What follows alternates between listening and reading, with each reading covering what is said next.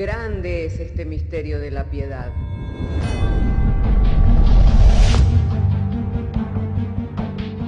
Si se destruyeran los fundamentos, ¿qué ha de hacer el justo? Porque con un solo sacrificio hizo perfecto para siempre a los santificados. Justificados por la fe, tenemos paz para con Dios. Juntamente con Él nos resucitó y nos hizo sentar en los lugares celestiales con Cristo Jesús. Fundados y firmes en la fe, tenemos paz para con Dios. Bienaventurados los pobres en espíritu, porque de ellos es el reino de los cielos. Bienaventurados los que lloran, porque ellos recibirán consolación. Bienaventurados los mansos, porque ellos recibirán la tierra por heredad. Bienaventurados los que tienen hambre y sed de justicia, porque ellos serán saciados. Bienaventurados los misericordiosos, porque ellos alcanzarán misericordia. Bienaventurados los de limpio corazón, porque ellos verán a Dios. Bienaventurados los pacificadores, porque ellos serán llamados hijos de Dios. Bienaventurados los que padecen persecución por causa de la justicia, porque de ellos es el reino de los cielos. Bienaventurados sois cuando por mi causa os vituperen y os persigan, y digan toda clase de mal contra vosotros mintiendo. Gozaos y alegraos, porque vuestro galardón es grande en los cielos.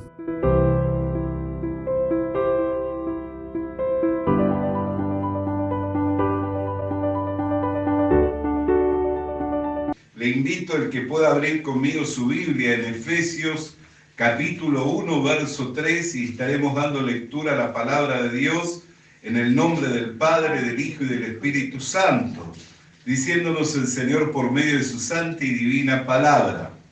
Bendito sea el Dios y Padre de nuestro Señor Jesucristo, que nos bendijo con toda bendición espirituales en los lugares celestiales en Cristo, según nos escogió en Él antes de la fundación del mundo, para que fuésemos santos y sin mancha delante de Él, en amor, habiéndonos predestinado para ser adoptados hijos suyos por medio de Jesucristo, según el puro afecto de su voluntad, para alabanza de la gloria de su gracia, con la cual nos hizo aceptos en el amado, en quien tenemos redención por su sangre, el perdón de pecados, según la riqueza de su gracia. Oremos al Señor.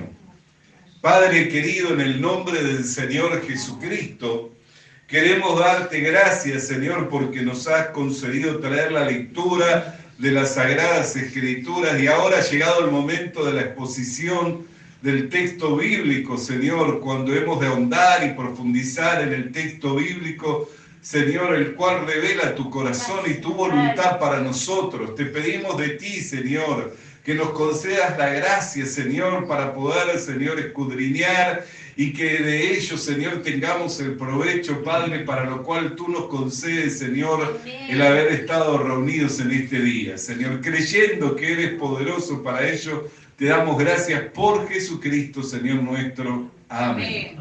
Y tomen asiento los hermanos. Alabado y santo sea el nombre del Señor. Hermanos queridos, hay personas que hoy en día no piensan en el perdón de los pecados. Hay personas que piensan que no tienen pecados o que no son tan malas porque se comparan con otras personas. Y hay personas a las cuyos pecados les atormentan y no les permite conciliar el sueño, no les permite comer, sino que viven en un tormento, viven en una persecución. Lo cierto es que Dios es el que tiene la capacidad y el poder de perdonar los pecados. Y cuando hablamos acerca del perdón de los pecados, o sea, cuando hablamos de ser redimidos, de ser libertados de esa condición de esclavos del pecado, de estar bajo el yugo del pecado, no es algo de lo cual nosotros hablamos porque entendemos cómo es que esto sucede, sino que el entendimiento nos llegó a nosotros por medio de la exposición del texto bíblico, por medio de lo que la Escritura nos va diciendo. Así es que hoy hay una idea de que Dios tiene la capacidad o el poder para perdonar pecado. Y hay algunos que tienen la idea o el concepto claro, y hay algunos que tienen la idea y el concepto errado. Hay personas que, si bien entienden que son pecadoras, también creen que si Dios es bueno, tiene que perdonarlos de sus pecados. Que tiene que perdonarlos de sus pecados. Y lo cierto es que Dios es bueno, no hay bueno sino Dios. Amén. Amén. Pero el hecho de que Él sea bueno no significa que sea injusto. Amén. Entonces, no es que Él por su bondad va a perdonar los pecados de aquellos que reconocen que son pecadores y que Dios es bueno, simplemente por el hecho de que ellos tienen esa creencia. Así hay muchas personas que, si bien creen en que hay un Dios, que hay un cielo, creen que van a llegar a Dios o que van a llegar al cielo por el hecho de que Dios es bueno y por la bondad de Dios. Y siendo que no son tan malos como otros, Dios los tiene que perdonar y ellos van a ser favorecidos por el Señor. Pero esto es un engaño que uno se hace a sí mismo, engañándose por una creencia equivocada. Entonces, ¿cómo es que se da el perdón de los pecados? ¿Cómo es que se da la limpieza de los pecados? No sabríamos que hay pecados si no hubiera venido una ley. La ley llegó a los hombres 1500 años antes del Señor Jesucristo y vino por un mediador, vino a través de Moisés, por la mano de los ángeles y por un mediador a través de Moisés. Amén. Y esa ley vino no para que los hombres la cumplieran, sino para que los hombres fueran diagnosticados. Es como una radiografía.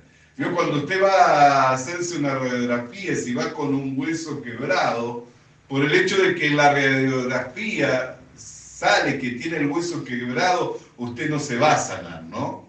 Tiene que luego ir al traumatólogo, el cual tiene que, según su arte y conforme a su oficio, tiene que vendarlo de la forma correcta. Si tiene que entablillarlo, lo ha de entablillar, le tiene que poner el yeso y darle el tiempo determinado para que ese hueso sane, y entonces usted recién sale curado. No porque sea por una radiografía diagnosticado de que el dolor que tiene lo tiene por un hueso roto, ya es curado, ¿no es cierto?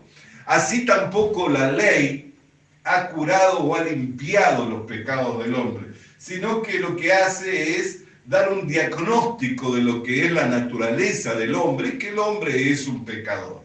Por eso es que Dios envió la ley. ¿Para qué? Para que el hombre conociera que es su condición de pecador y así pudiera ir en procura de ¿qué? Del perdón, de la salvación, pudiera alcanzar la gracia de Dios. Amén. Y Dios, después de haber dado la ley, también dio el rito, que también es considerado en la Biblia como la ley.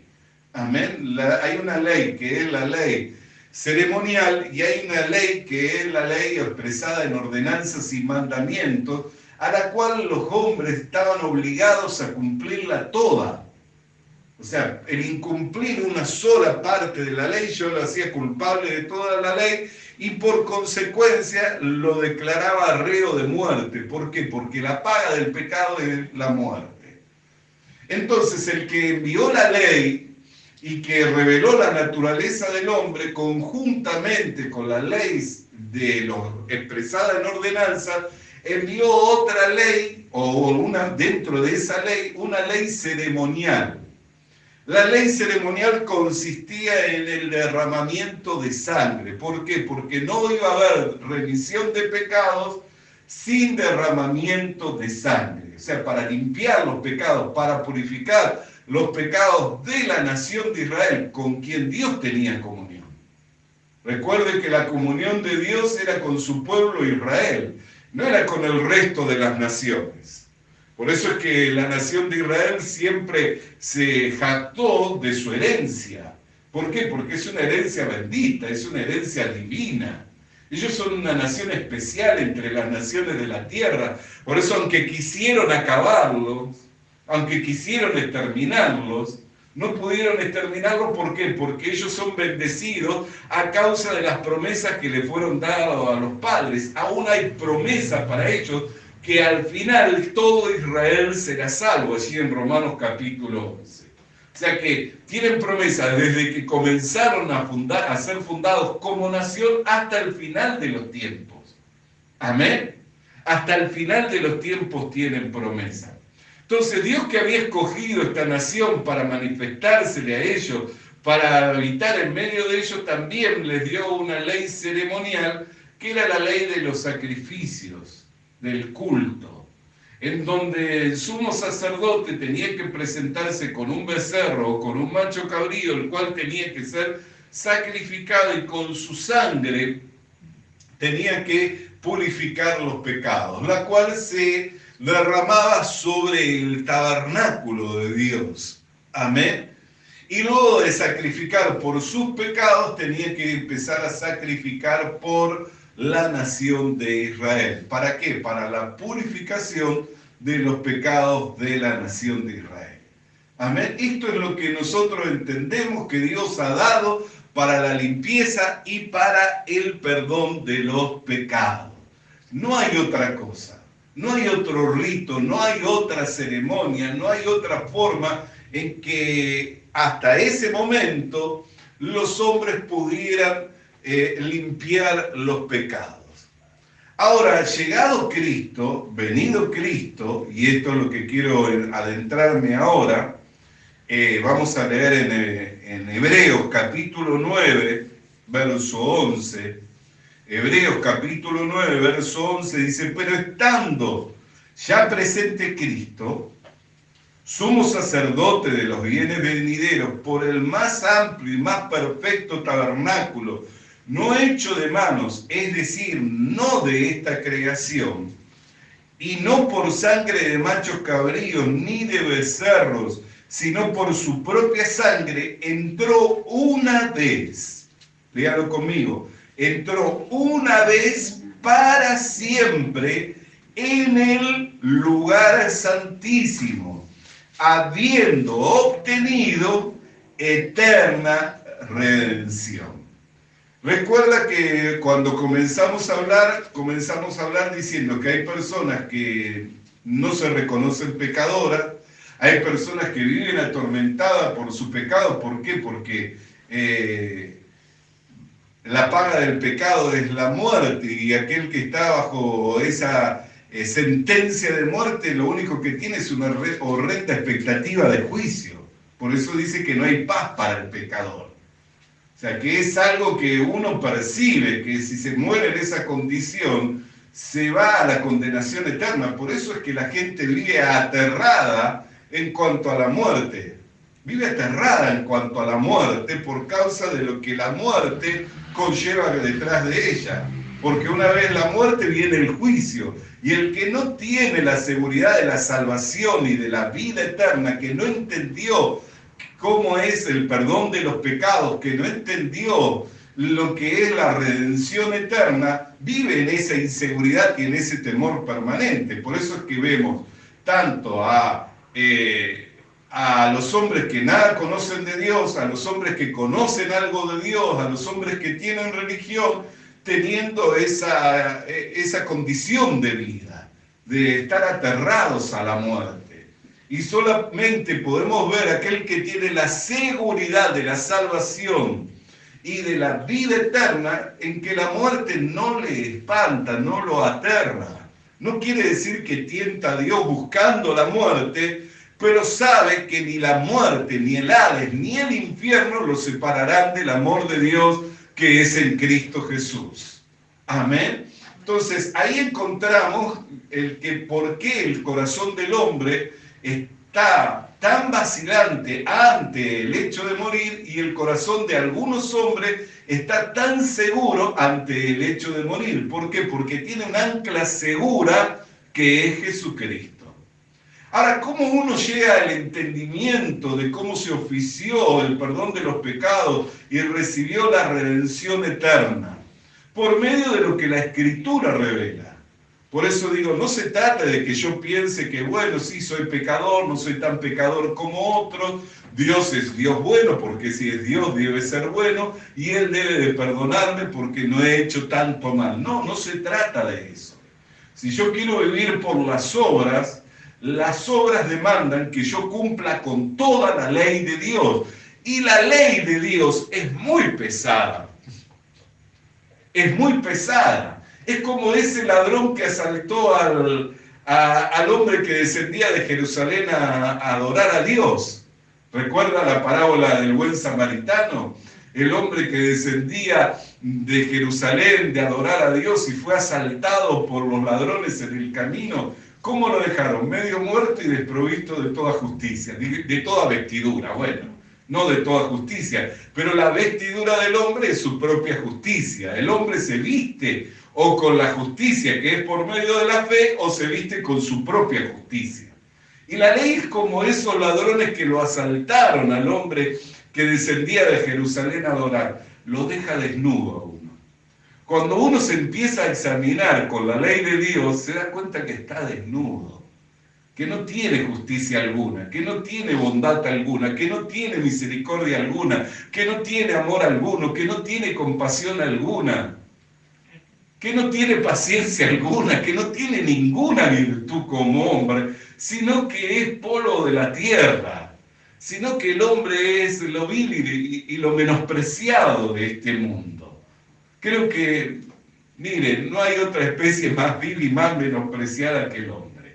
Aunque el hombre tiene mucha autoestima y mucha jactancia acerca de sí mismo, y si bien es el sello de la creación de Dios, porque cuando terminó al hombre, Dios descansó de todas sus obras y vio que ya estaban completas, por eso descansó. Amén. Sin embargo, el hombre al degradarse, al apartarse de Dios por causa del pecado, se degradó de tal manera que terminó siendo lo más vil, siendo lo más alto de la creación de Dios, que fue creado para sojuzgar y para fructificar sobre la tierra, se terminó degradando hasta lo más vil y lo más menospreciado. Pero ¿qué es lo que revela que somos vil y menospreciados? La ley de Dios. La ley de Dios es como ese tomógrafo, como esa radiografía exhaustiva que va mostrándole cuán vil y cuán pecador es uno. Por eso no intente querer cumplir con la ley o vivir conforme a la ley, porque con lo único que se va a encontrar es con un fracaso rotundo. Porque por las obras de la ley ningún hombre puede ser justificado delante de Dios. Entonces, ¿cuál es la sentencia y el veredicto para toda la humanidad? Que está muerta en delitos y pecados. Amén, que está muerta en delitos y pecados. El pecado es el aguijón de la muerte. Amén, y como entró, y no hay quien lo pueda sacar, porque usted no me puede sacar los pecados a mí, ¿no es cierto? Ni yo siquiera como pastor le puedo sacar los pecados a usted. Amén. Como nadie puede quitar ese aguijón, y es un aguijón de muerte, ¿cuál es la sentencia? La muerte. Amén. Basta con que llegue el día del juicio en que diga el Señor, que es el juez justo, estás muerto en tus delitos y en tus pecados. Amén. Entonces, teniendo conocimiento de estos hechos, lo único que nos queda es poder entender y poder creer, porque el entender estas cosas se da por medio de la fe. No es que yo lo entiendo de una forma solamente intelectual o de forma literal, porque mucha gente lo lee pero no lo cree. Mucha gente lo lee pero no lo cree. Si lo creyera, la actitud de su corazón no tendría que ser un corazón vacilante, aterrado ante la muerte, sino tendría que ser un corazón lleno de gozo, lleno de alegría. ¿Por qué? Porque si la actitud del que cree, si uno cree, la actitud del corazón tiene que ser completamente distinta. Tiene que haberse ido todo temor, porque el perfecto amor echa fuera el temor. Y el perfecto amor es Dios. Entonces, yo les he hablado de una ley ceremonial que era con la que Dios limpiaba los pecados por medio del oficio de un sumo sacerdote que no se tomaba él, no se nombraba él a sí mismo, sino que era tomado de entre los hombres. Era tomado de entre los hombres, llamado por Dios para esta tarea. Por eso si alguno quería oficiar ese servicio y no era llamado por Dios, perecía, moría inmediatamente. ¿Por qué? Porque no estaba calificado para poder oficiar como sumo sacerdote. Pero estando presente Cristo, y fíjese cómo lo menciona, estando presente Cristo, sumo sacerdote de los bienes venideros, por el más amplio y perfecto tabernáculo. Y aquí esto es algo que nosotros prestemos mucha atención, porque ¿qué es lo que nos dice? Un tabernáculo no hecho de manos. El tabernáculo en el desierto, ¿quién lo había elegido? Moisés. Y los artesanos que le habían ayudado porque habían recibido la capacidad para hacerla por medio de su arte y de su oficio tal proeza. Amén. Pero era hecho de las manos de los hombres por mandato de Dios y con una guía perfecta de Dios. Amén. Ahora, Jesucristo, estando presente, sumo sacerdote de los bienes venideros por un más amplio camino, amén, se presentó en el tabernáculo, no de la tierra, sino en el tabernáculo celestial. Y esto es muy importante. ¿Por qué? Porque en la tierra se cuentan los días, las horas, las semanas, los meses, los años, ¿no es cierto? Pero en el cielo se cuenta eso. En el cielo está la eternidad. O sea que en el cielo ya no hay días, ya no hay horas. Por eso es que nos es muy difícil a nosotros poder entender lo que es la eterna redención. Y nos es difícil entender lo que Jesús hizo en la cruz del Calvario. ¿Por qué? Porque lo medimos y meditamos según lo que nosotros vemos. No por lo que creemos, sino por lo que vemos. Y decimos, no, pero en la tierra corren los días, corren las semanas, corren los meses, corren los años. Así que si yo hoy pedí perdón por mis pecados, Cristo me limpió de mis pecados. Pero si mañana peco, tengo que volver a pedir perdón porque he vuelto a pecar. Pero no es así. ¿Por qué no es así?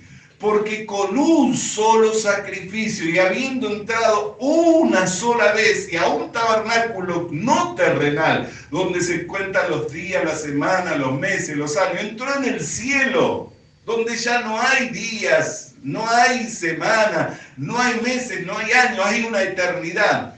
Hizo un solo sacrificio para siempre. Hizo un solo sacrificio para siempre, para limpiar los pecados de toda la humanidad, desde los de Adán hasta el último hombre, de toda la humanidad, amén, de todos los tiempos. No fue a limpiar los pecados de mi pasado ni de mi presente, de todos los tiempos, del pasado, del presente y del futuro. ¿Por qué? Porque allá no se cuentan, allá no es según el cronos. No es según el tiempo como lo medimos nosotros. Allá es sin tiempo. Por eso es que habla de ¿qué? De eterna redención. Fíjese que usa ese término, ¿no es cierto? Y no por sangre de machos cabríos ni de becerros, sino por su propia sangre, entró una vez para siempre en el lugar santísimo, habiendo obtenido eterna redención. ¿Cómo fue la redención? Eterna. ¿Por qué? Porque allí está la eternidad. Entonces no podía presentarse con su sangre en el tabernáculo elegido por Moisés. Se tenía que presentar con su sangre en el tabernáculo del cielo. ¿Para qué? Para oficiar una vez y para siempre eterna redención. No lo podemos volver a crucificar a Cristo cada vez que pecamos. Tenemos que creer que con un solo sacrificio nos hizo perfecto para siempre, como dice la misma carta a los Hebreos en el capítulo 10 y en el verso 14. Estas son cosas que nosotros tenemos que entender por medio de la fe. No le hablo de entenderlo en forma intelectual. ¿Por qué? Porque estamos hablando de bienes venideros, estamos hablando del cielo, estamos hablando de cosas que con nuestros ojos no se ven y de algo que sucedió hace 2000 años atrás, donde todavía nosotros no habíamos nacido, pero que ya por su gran amor con que nos amó, se entregó por nosotros. Amén. ¿Para qué? Para redimirnos y para que recibamos redención eterna y el perdón de los pecados. Redención eterna, el perdón de los pecados. Entonces, hermano querido, usted y yo no podemos quitar el aguijón del pecado. Yo no le puedo quitar el aguijón del pecado, que es el aguijón de la muerte. Amén. No le puedo quitar ni usted a mí ni yo a usted, pero Cristo Jesús sí. Vino a quitar la muerte y a sacar a luz la vida y la inmortalidad. La vida y la inmortalidad por medio del Evangelio. Por eso el apóstol Juan Bautista, cuando le ve, ¿qué es lo que dice? El Cordero inmolado de Dios, que quita el pecado, quita el aguijón de la muerte, quita el pecado. Amén. ¿Para qué lo quitó? Para poder sacar a luz la vida y la inmortalidad, porque mientras está el aguijón está el veneno de la muerte, ¿no es cierto? Si no quitaba el veneno de la muerte, no podía sacar a luz la vida y la inmortalidad. Entonces tenía que quitar el veneno de la muerte, el aguijón del pecado. ¿Para qué? Para que saliera a luz la vida y la inmortalidad por la predicación del Evangelio. ¿Por qué? Porque a Dios le complació salvar al hombre por medio de la predicación del Evangelio. De modo que la fe viene por el oír y el oír de la palabra de Dios. Así que mientras usted y yo estamos escuchando esta palabra y aplicamos nuestro corazón para creer, se está produciendo la fe por la cual somos salvados. Porque le complació a Dios salvarnos por la fe. Amén. Amén. Por medio de la fe, para que sea por gracia. Le complació a Dios salvarnos por medio de la fe, para que sea por gracia. Entonces son cosas que nosotros tenemos que entender. ¿Por qué? Porque no se trata de mi parecer de Dios, ni se trata de cómo yo creo que Dios perdona, como creo que Dios limpia. Dios lo dio todo, es más. Lo que vivía Israel, esa ley ceremonial de la cual yo hablé, usted se pregunta, ¿y por qué tenían que sacrificar machos cabríos? ¿Por qué tenían que sacrificar becerros? Porque eran una imagen, una sombra de lo que habría de venir. Era la imagen, era la sombra de lo que iba a venir. Ya estando presente Cristo, amén, sumo sacerdote de los bienes venideros, Él no se presentó con sangre de animales, se presentó con su propia sangre. Se presentó con su propia sangre. Amén. Por eso el profeta Isaías, que habla acerca del Señor Jesucristo, dice, como cordero fue llevado al matadero, no abrió su boca, sino que se enmudeció. Amén. ¿Por qué le veía como un cordero? Porque Él es el cordero inmolado de Dios, que iba a ser el sacrificio perfecto por cuya sangre íbamos a recibir la limpieza de nuestros pecados y la redención eterna. O sea, eternamente íbamos a ser sacados del mercado de esclavos, en donde estábamos habiendo sido vendidos gratuitamente por causa del pecado. ¿Por qué? Porque fuimos vendidos a ese mercado gratuitamente, porque usted no entró allí por su voluntad, sino que entró allí por su naturaleza, por la naturaleza y la condición en la cual vino al mundo, entró directamente a ese mercado, al mercado de esclavos, porque nació siendo un pecador. No es que usted fue por su voluntad, no es que fue porque quería.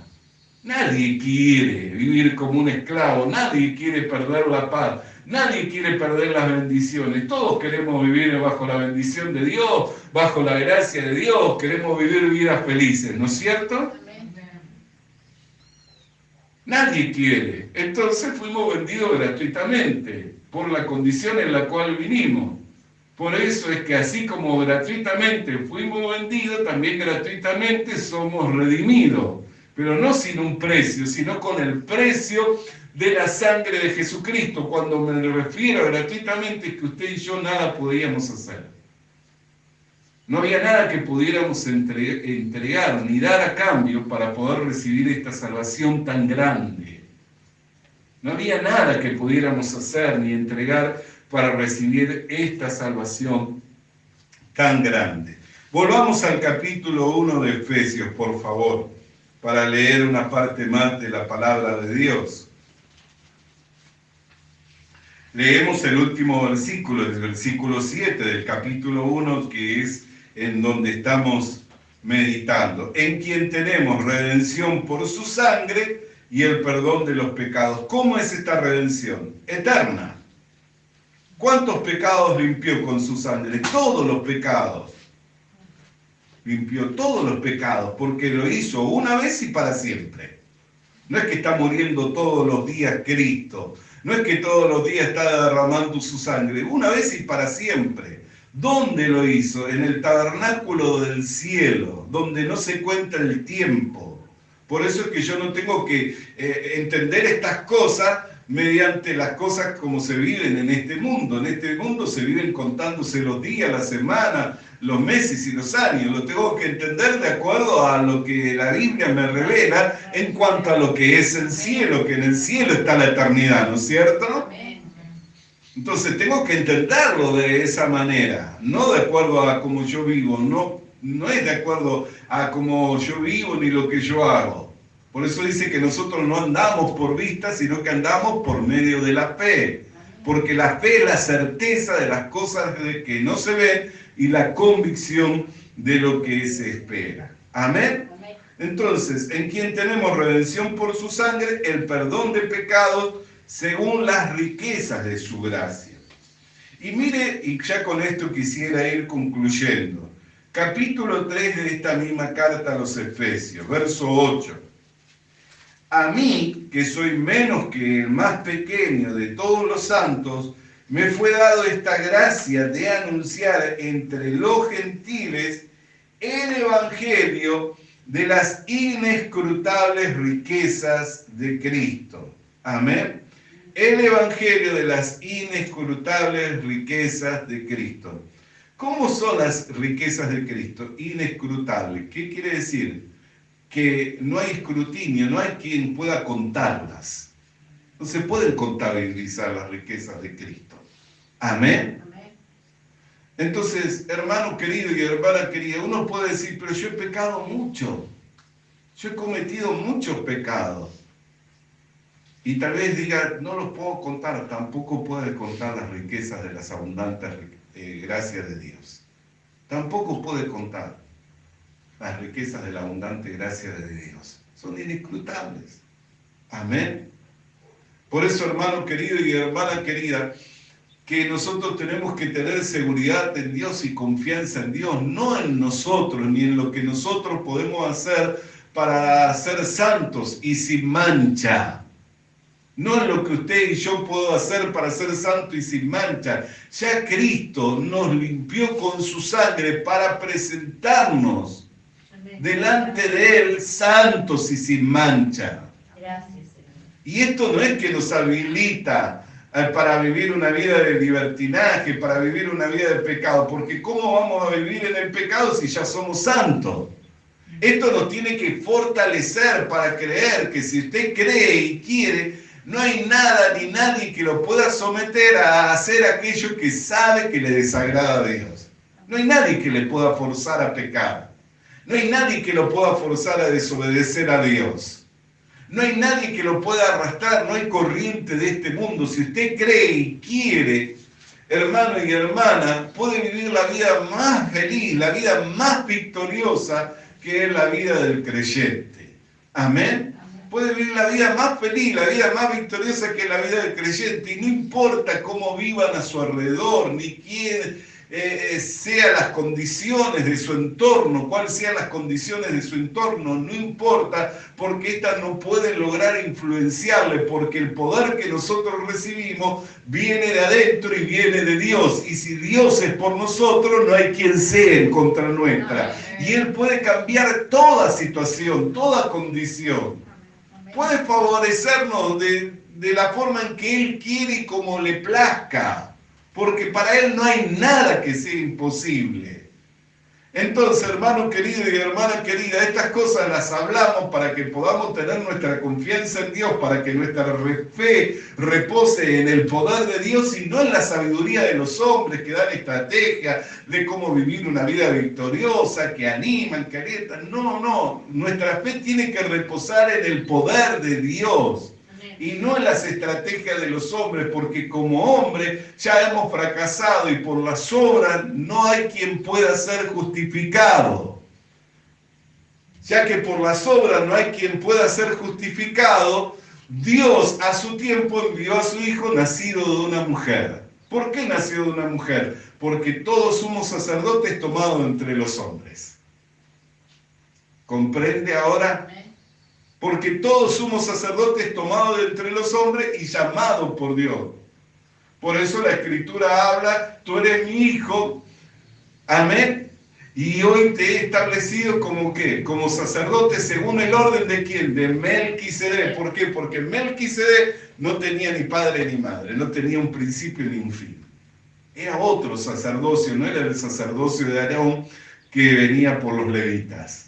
Amén, era otro sacerdocio, pero era un sumo sacerdote, llamado por Dios, tomado de entre los hombres, para presentarse no con sangre de animales, sino con su propia sangre, y no presentándose en el tabernáculo hecho por la mano del hombre, sino en el tabernáculo celestial, donde no se cuentan los días, las semanas, los meses y los años, para que Él ofreciera eterna redención.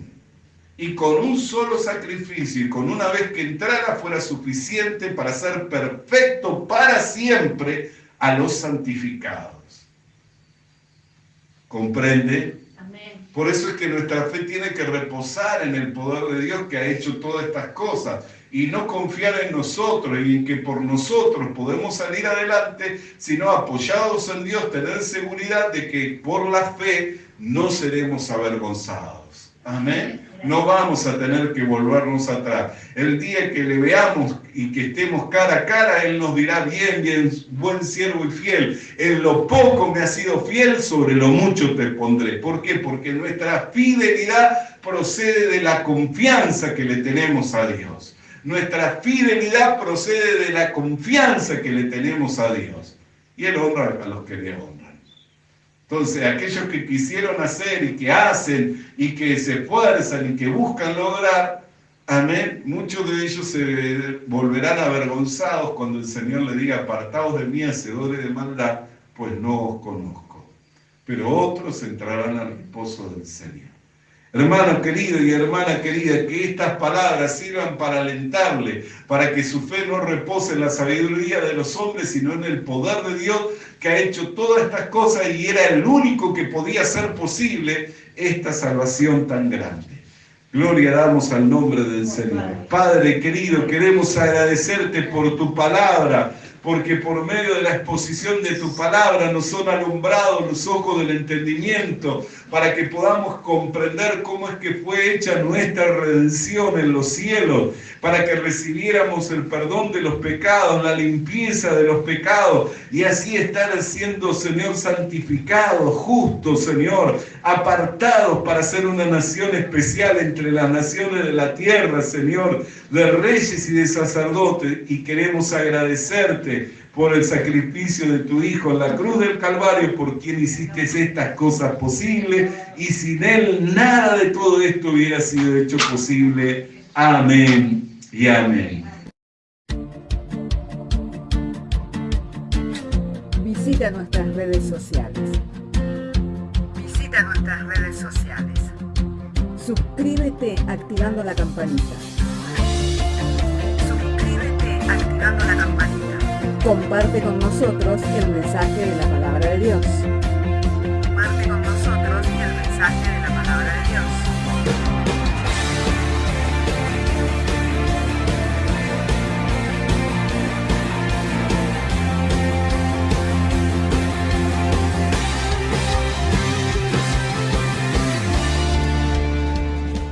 Le animamos a que consiga una Biblia,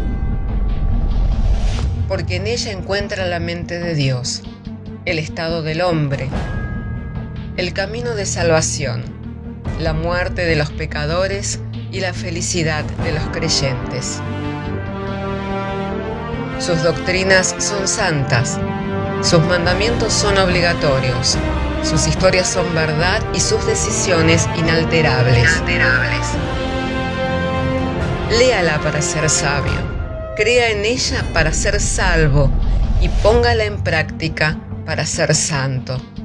Ella contiene luz para guiarle, alimento para reforzarle y consuelo para alentarle. La Biblia es el mapa del viajero, el bastón del peregrino, la brújula del piloto, la espada del soldado y la carta del cristiano. Le animamos a que consiga una Biblia,